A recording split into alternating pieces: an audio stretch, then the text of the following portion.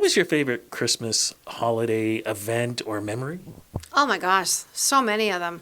My grandmother dropped the turkey on the floor one year. She was trying to get the tray on the counter, and she just hit the corner, and the turkey came skidding off the plate and literally went past me in the kitchen on the floor. I don't know how she got so much like torque into that turkey flying, but I guess he was still trying to get away. There was still hope. But we rinsed it off. My mom rinsed it off and stuck it back in the oven at about 500 degrees, and we ate them just the same. I don't know what kind of rule. I don't even think there's a 5-second rule on the planet that would work for a turkey that slides across the floor. But, things like that I remember. Just my grandparents coming through the door with their old car parked in the driveway. And it always seemed like it snowed every Christmas when I was a kid. Maybe that's not the truth at all, but just having the family there. My dad made breakfast all the time. We'd have so much food, but he always got up and made hash browns and bacon and toast and eggs, and it's just something he did Christmas morning. It's no wonder nobody could breathe by 3 p.m. And my grandmother always brought baking. She always brought cream puffs. She made the best cream puffs. Anyway, food, and food. And then a game of cards, and then more food. And then, I just remember standing in front of the fridge eating cold stuffing out of containers. Just ripping stuffing off and standing there and eating it. What's wrong with me? Why? I think, for me, when you get older and you start to have your own family, I think it's just having the family around, because like my mom's not here anymore, and you think back to Christmas of those times. So the little things you did as a family, that's the best part.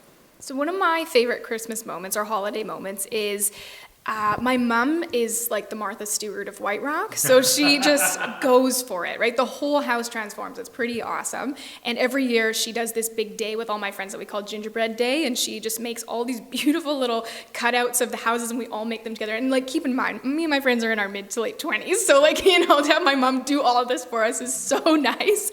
But yeah, every year it happens, and we all get together. And I think sometimes it's easy to let traditions kind of pass by because we're busy. As you get older, it's maybe not as magical because you're not as young, but I think that it does have that magic still when you make it happen, and when you spend the time and spend time with people who you're close to and make those things happen and make moments for it. So my mom's really good at that. Oh my goodness, I don't know if I could pick a favorite. Honestly, I have 2 beautiful kids at home. My wife and I have 2 kids, so Christmas it's really kind of all about them. So man, those Christmas mornings when my kids wake up and open up presents, I could pick any one of those as my favorite things. That's really what it's all about. It's amazing. And hope, it's nice that I get a chance to try and be home for all those all the time. Just curious, do you give them any toy instruments for Christmas? I give them real instruments. No, I do. More often than not, my wife and I, we've got really nice guitars and for the girls, and most likely I take them away and put them down in my studio and I start playing there. But they both love music. They're really into it. What's your favorite Christmas memory? I think kids, seeing that seeing them get that magical feeling, that excitement and that hope and that joy. And I've really realized lately that, hope is not a fake thing. Hope is a real thing. And seeing it through my children's eyes is really special. So I love that part. And I can remember feeling it, throughout my life, but as a child and growing up in the snow and just being really into the Christmas concerts and the service aspect of Christmas. We used to go and sing at the Homes for the Elderly with my singing group and my old teacher, and that was a really exciting time of the year for me. And just the coming together of friends and family, and I think that the forgiveness. There's just a lot of okay, let's just plow through this. Let's survive that piece and connect anyway. And it Christmas could also be called Nonetheless to me. Yeah, we have these differences and yeah, blah, blah, blah, blah. No, this sucks. Nonetheless, let's get together and eat.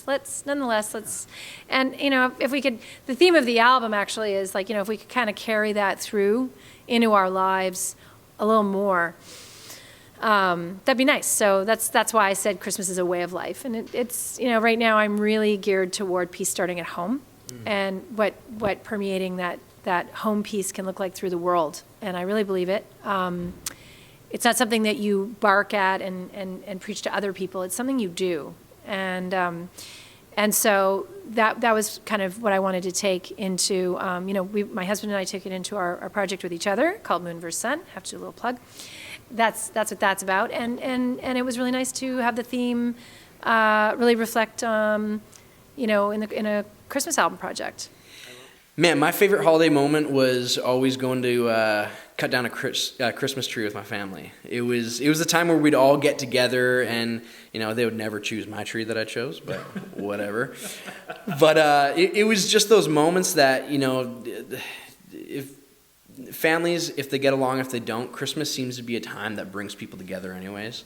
And so it was always a really cool moment when we go out and, you get the hot chocolate, you get the candy canes, you're walking around trying to find that perfect tree. And there's just something about it that felt, there's this togetherness in it. And so that was always my favorite. So even when, I, lived on my own for a long time now, but, I still go cut down a Christmas tree every Christmas. Well, you know what? Before we even wrap this up, too, then what is the perfect tree? What should people look for?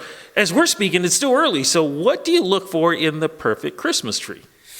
That's tough. I know families are all different and everything, but what do you consider the perfect tree? I don't worry about every side looking perfect, because the bad side you can always put against the wall. But I would say, you got to have. I'm a Douglas fir guy, and so you need the perfect amount of bushiness, but you don't want it drooping too much, right? And so I would say perfect Christmas tree, you got to have it full, and you can't up where the star goes on or the angel. Yep. It's got to be the prettiest part of the tree.